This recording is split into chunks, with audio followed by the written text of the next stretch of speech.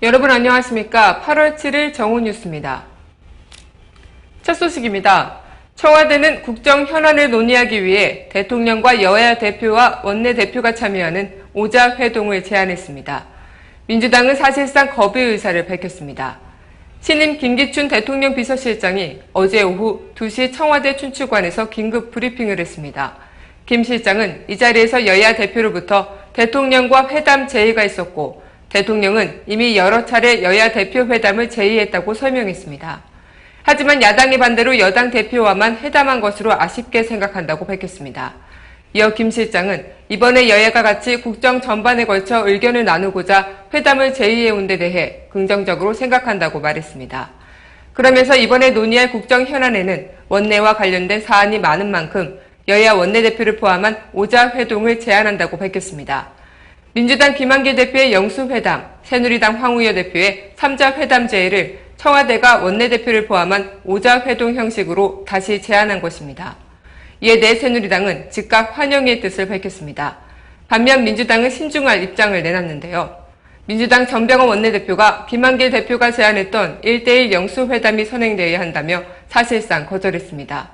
이는 국정원 사건을 희석시키려는 청와대의 꼼수에 휘말리지 않겠다는 의도로 읽힙니다. 또한 정 대변인은 1대1 영수회담이 원칙이라며 이게 자꾸 3자, 5자 이렇게 되기보다는 기본적으로 민주당 당대표와 박근혜 대통령이 1대1로 만나서 전국을 끌어가는 것이 제일 중요하다고 거듭 강조했습니다. 다음 소식입니다. 국회 국정원 국정조사특위가 오늘 증인과 참고인을 채택하기로 합의하고 국정조사를 정상화했습니다. 국정원 국정조사특위 여야 간사는 원세훈 전 국정원장과 김용판 전 서울경찰청장 등 주요 증인과 참고인을 최종 채택하고 오는 14일과 19일, 21일 세 차례에 걸쳐 증인 신문을 하겠다고 밝혔습니다. 원세훈 전 원장과 김용판 전 서울경찰청장은 오는 14일 출석을 요구할 예정이며 응하지 않을 경우 동행명령장 발부 등 출석을 보장할 모든 방안을 강구하기로 했습니다. 또 국정원 국정조사 일정을 오는 23일까지로 연장하고 다음 주 중에 국회 본회의를 소집해 국정조사 계획서를 처리할 예정입니다. 여야는 다만 민주당이 요구해온 새누리당 김무성 의원과 권영세 주중대사의 증인 채택 문제는 양당의 입장이 서로 다르다는 점을 합의문에 명시하되 계속 추가 협의하기로 했습니다. 여야는 원세훈 전 국정원장과 김용판 전 서울경찰청장의 증인 채택에 대해서는 사실상 합의를 이룬 것으로 전해졌지만 실제로 원 전 원장과 김 전 청장이 출석할지는 여전히 불투명합니다. 김무성 새누리당 의원과 주중대사의 증인 채택 문제에 대해서도 여야가 입장차를 좁히지 못하고 있는 것으로 전해졌습니다.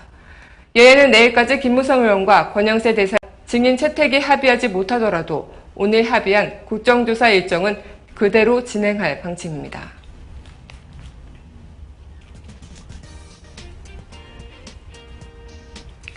단신입니다. 정동영 민주당 상임고문은 어제 박근혜 정부의 개성공단 정상화를 위한 실무협상 태도에 대해 개성공단을 폐쇄하겠다고 작심하고 명분 쌓기에 들어간 것으로 보인다고 비판했습니다. 정 상임고문은 이날 오전 TBS 라디오에서 이같이 말하며 남북협상 역사에서 이런 식으로 일방적으로 무릎을 꿇지 않는 것이면 이것은 없다. 이것은 기본적으로 협상을 안 하겠다는 것과 마찬가지라고 날을 세웠습니다. 정부가 이르면 오늘 중으로 개성공단 입주 기업들에 대한 경협 보험금 지급을 최종 결정할 것으로 보입니다.